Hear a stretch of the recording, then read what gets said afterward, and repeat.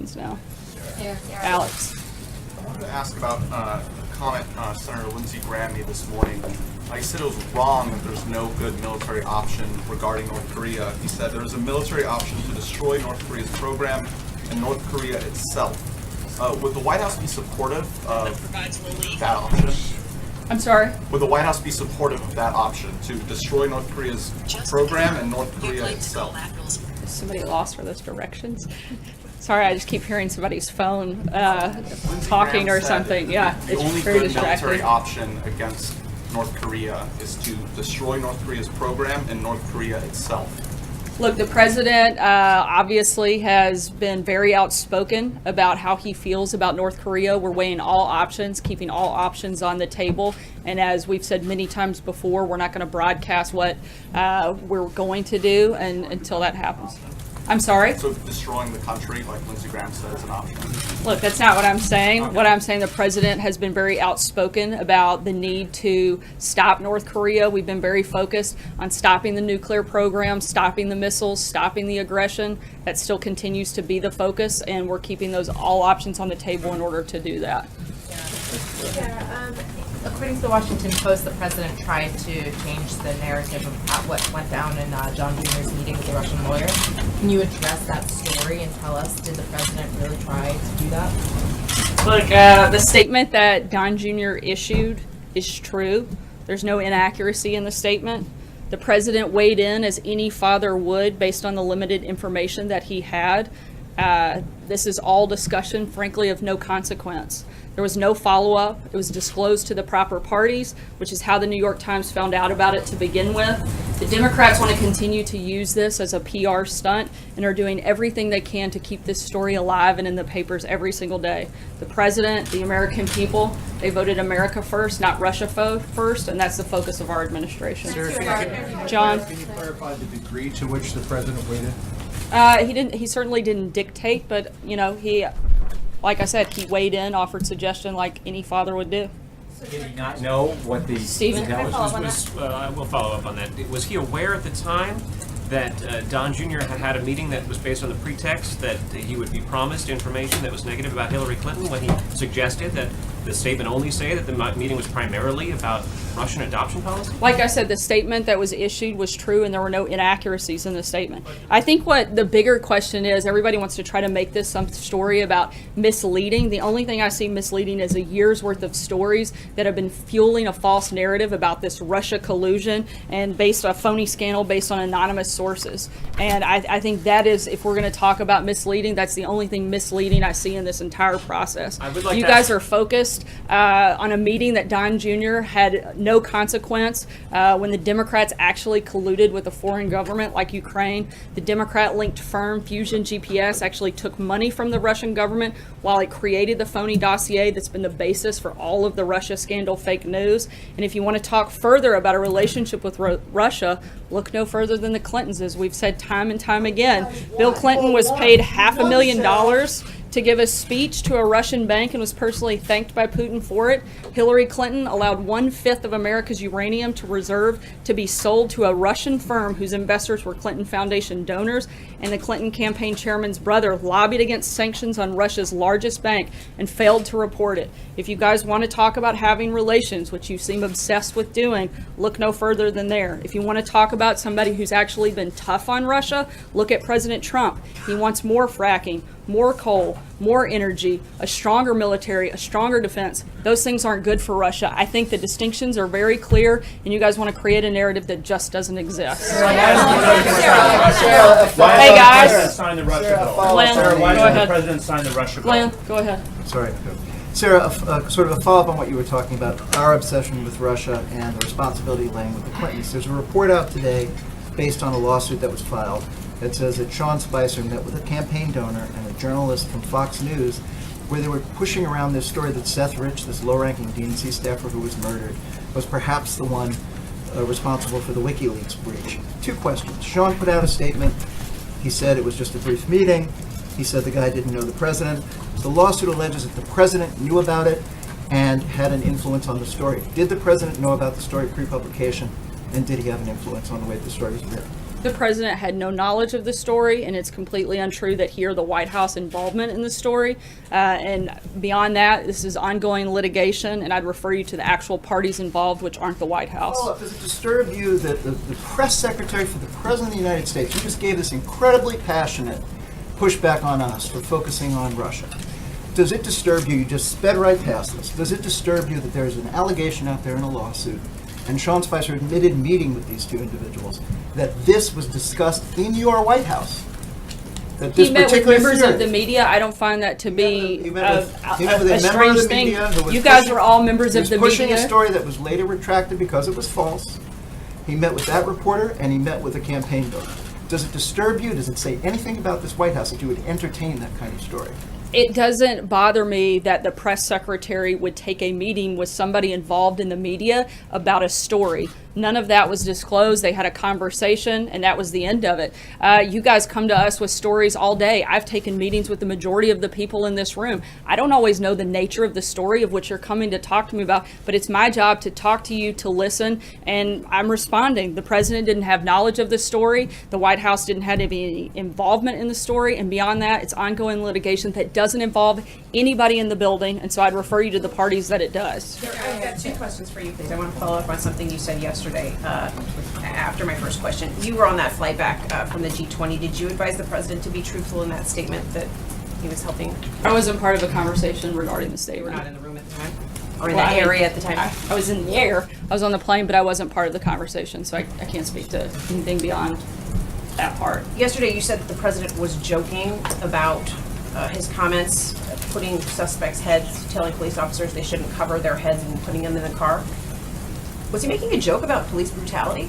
Not at all. I think you guys are jumping and trying to make something out of nothing. He was simply making a comment, making a joke, and it was nothing more than that. What's so funny? What's funny about Should that? he apologize for that issue, joke? On that same issue, the head of the DEA wrote immediately after the president made those remarks to officers of the DEA, telling them to disregard them and saying he had an obligation to speak up when something wrong happened. It wasn't a directive. It was a joke. There's a very big Seriously, so difference. why was that not clear? to Olivia? people on the DEA? Sarah, has the president signed the Russia, North Korea, Iran sanctions bill? I'm sorry, has he signed it? Yes. He has not, but as we put out a statement earlier this week, he will, and we'll let you know when the details and final plan. What's on the that come. delay? What's the delay here? You guys have had this since Friday. What's holding him back? It's always, there's nothing holding him back. There's a review process, a legal process. They're going through that, and he'll sign the bill, and we'll let you guys know. Margaret. Thanks, Sarah. I have two questions. The first is there's a really interesting story out just before the briefing began by Defense One talking about Air Force One, and it says that the U.S. Air Force has found an alternative to get the price down as President Trump wanted, and that was to buy a pair of Boeing 747 jetliners that were abandoned by a bankrupt Russian airline. Can you verify the accuracy of the story? Do you know if that's correct? I can at this time. It's something I'd have to check into and get back to you. Okay. And then I also wanted just sort of an update on the new Chief of Staff, General Kelly. Can you talk to us sort of in broad strokes about the calls and outreach that he's made so far, leadership in Congress, folks outside of Congress, any governors, and that sort of thing? Just can you talk to us broadly about the message that he's sending and the people that he's talking to both inside and outside of the administration? I know he's spoken to a number of members of Congress, as well as a large number of individuals within the staff. He's taking time to get to know everyone here in the building that he hasn't met previously through his other role, and working through setting up, new processes and kind of setting the tone, I think, for a White House that under his leadership will be very focused on the president's agenda. As we've been doing the last 6 months, we're going to continue on that track, and we're going to do that under General Kelly, and we're very excited to work alongside him in that process. Hallie? About the president's agenda, and I'm obviously sitting here and I heard you list off a list of reasons of why you think that the media should be focusing on Democrats, not the president. And not to belabor an obvious point, but Hillary Clinton is certainly not in the Oval Office. Donald Trump is. And there seems to be a trust deficit that is being created with some on Capitol Hill. And I want to tell you what Lindsey Graham said this morning on the Today Show. That he says if this is true, this Washington Post reporting, it was a bad decision by the president, which will make us ask more questions. When you get caught in a lie about one thing, it makes it hard to say, well, just let the other stuff go. Is this what is hurting the president's legislative agenda, this credibility issue on the Hill? I think what's hurting the legislative agenda is Congress's inability to get things passed. Can you Go ahead. elaborate on that a little bit, Sarah? Because clearly there is a concern from some Republicans that the president is not always being as truthful as he could be. How does he plan to address that? I think by being truthful and transparent as he has every single day. Go ahead. Thank you, Sarah. I'd like to return to North Korea. With North Korea continuing to escalate nuclear tensions, can we expect any actions from the administration to ratchet up pressure of actions on China? As we've said, we're not going to broadcast movements on things like that before they take place, but we're going to continue to work with our allies, continue to work with our partners, and again, the goals are to stop the nuclear program, stop the missiles, stop the aggression. With North Korea, we're going to continue looking at the best options and ways to accomplish that. And can you say what some of those options might be? Not at this time. John? Sorry, John Gizzy, you had your hand up when I first went back to you. Thank you, Sarah. Happy to go to somebody else named John. You said yesterday I think you said yesterday that there would be no reshuffle in the cabinet, meaning General Sessions would not move over to the Homeland Security. Is that correct?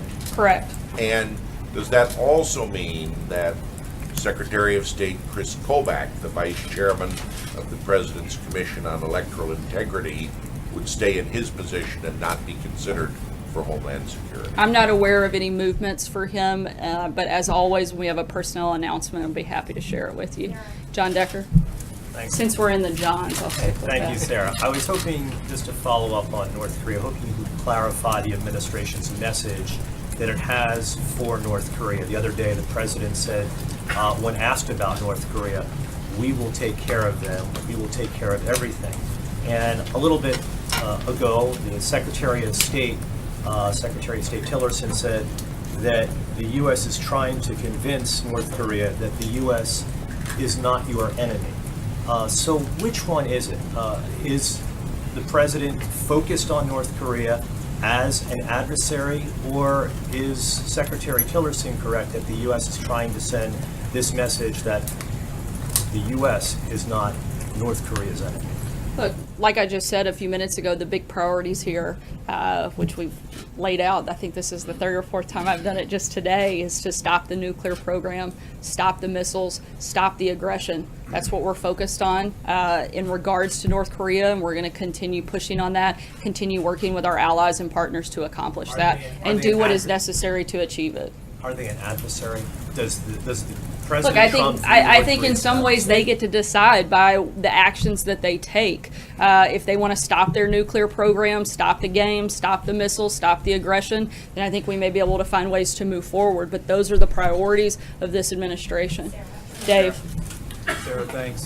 Secretary Mnuchin had a meeting on the Hill this morning with Senate leaders about the debt ceiling. Apparently, according to reports, they didn't get anywhere. Obviously, this has the potential to affect the stock market rally that the president is so pleased with. I think the whole country's pleased yes, with it. Yes, that's true. Do you have any reason to believe at this point that you're going to get the debt ceiling issue done by the end of September? Look, to ensure that we have robust economic growth and promote fiscal discipline, the Trump administration believes it's important to raise the debt ceiling as soon as possible. Over the past 2 decades, members of Congress and presidents from both parties have raised the debt ceiling 15 times, and we look forward to working with Congress to ensure the full faith and credit of the United States government. Sarah. April. Thank you. Since you said my name so politely. Thank you, Sarah. So. Somewhat sarcastic. Me being sarcastic? No, never. Go ahead, April. All right. Sarah, when it comes to this joke that the president said Friday, you have many organizations, to include police organizations, the NAACP, and the American Citizenship that is upset about this. Could there be an apology from the president, and what does he view as reasonable when he's not joking when it comes to use of force from police? I would have to ask on that specific question. But do you think that the president is remorseful for what he said because of the outcry from Friday? I think the president supports our law enforcement, and he supports the protection of the citizens of this country, and he wants to empower our law enforcement to be able to do their job. I don't think there's anything beyond that. Zeke. Thanks, Sarah. First, following up on Olivier's question, you mentioned that there's a legal review of this legislation, but the White House has already said that the president will sign it. So what is the nature of that review? If presumably there was some review before putting out that statement. As with every very particularly complex piece of legislation like this is, there's a legal review, and once we sign that, we'll work through and put more of the details of that process out. And separately, one more for you. Last month, the president had delivered a warning to Congress a couple of times not to take vacation in August. What is the status of the president's August plans? Does he plan to leave Washington? For how long? And what will he be doing during that time frame? We'll continue to keep you guys updated on his August schedule as those details are finalized. The Coast Guard Commandant says that he won't turn his back on transgender troops, which would seem to preclude adhering to the president's directive on Twitter. Does the White House consider that he's refusing to follow an order? I haven't heard those comments or had a chance to speak with any about it, but I know that the goal is to work with all of the relevant departments, primarily the Department of Defense, to lawfully implement that new policy. Sarah, you just told April that you would have to ask the president if an apology would be appropriate. Are you saying you will ask him and get back to us? No, I said I would have to in order to answer that question. Well, could you please? I'll let you know if I do. Also, on General Kelly, you said yesterday that everybody's now reporting to the president through him. Is that an accurate characterization? Right, like I said, that General Kelly has full authority So does that in the mean White nobody House. can wander into the White House on their own? Is he going to post I don't think somebody anybody outside can the wander Oval into the Office? White House on their own Excuse me, without into the Secret Oval Service Office, into the stepping in. Oval Office? Can his daughter, can his son-in-law, can Steve Bannon wander into the Oval Office to I don't talk think to him anybody just without the- wanders into the Oval Office. Look, this is the White House. He's the President of the United States of America, and there are processes But it's pretty and informal here normally, right? I mean, people talk to him. They don't wait to get approval to talk to him. look, General Kelly is going to work with the entire team as he's been doing over the last couple days. He's done a great job of sitting down and talking to individuals about the needs that they have, the conversations, and putting a structure in place. There's nothing abnormal Can about top that. staff talk to the president without the approval of General Kelly? I don't know that I would say approval is the correct word, but I certainly don't think it's like we're getting permission slips signed. But I do think that there is something to having a structured process in order just to make things run more smoothly at the White House. What is the president's reaction to two opposition leaders being jailed in Venezuela? Can you say that again? What is the president's reaction to the two opposition leaders being jailed in Venezuela now after the sanctions from yesterday? Overnight, the regime of the Venezuelan dictator Maduro detained two leading opposition figures following its outrageous seizure of power through sham elections this weekend. The vice president spoke with Mr. Lopez just last week, and he and Mr. Ledesma are political prisoners held unjustly by the Maduro regime. The United States condemns the actions of the Maduro dictatorship, and we hold Maduro personally responsible for the health and safety of both men and any others seized by his dictatorship. Is the president already considering increasing the sanctions and perhaps going after their oil exports? Again, I'm not going to broadcast, as Secretary Mnuchin said yesterday. We'll consider all options and keep you guys updated. On healthcare, you said earlier that what's keeping the president's agenda from going is Congress and their votes. The president has said he wants to see healthcare done before anything else, and yet that's not the message we've seen from the Senate Majority Leader, Mitch McConnell, in the last few days.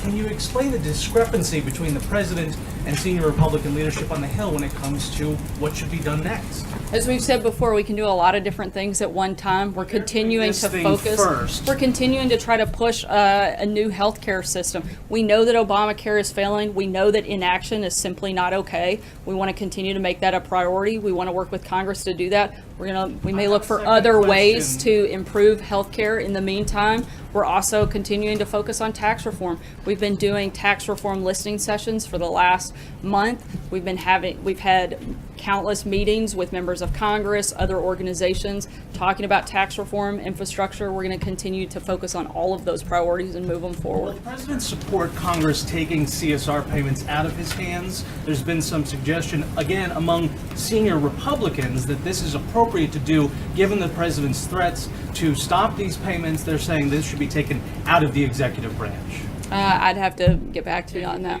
Because this is something that's being discussed pretty aggressively on Capitol Hill. John Sure. Thune has I'm talked happy. about it. Orrin Hatch has I'm talked about it. happy to get back to you. Mitch Got McConnell, it. thanks. Yep. Peter? Very quickly on Seth Rich. Does the president believe the predicate of that original Fox News reporting that Seth Rich was responsible for the release of